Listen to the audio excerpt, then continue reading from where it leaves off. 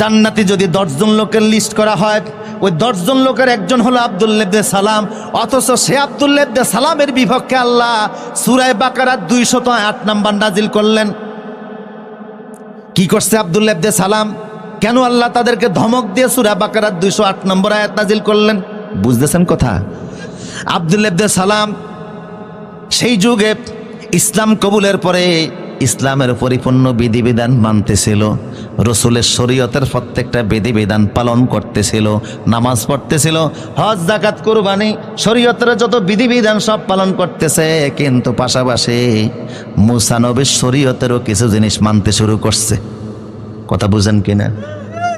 কষ্ট হচ্ছে মনে হয় আপনাদের?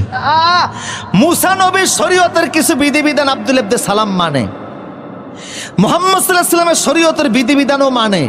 আল্লাহ ধমক দিয়ে আয়াত নাযিল করলেন, খবরদার ইসলাম আসার পরে অন্য কোন ধর্মের বিধান আমি আল্লাহ অ্যাকসেপ্ট করব না।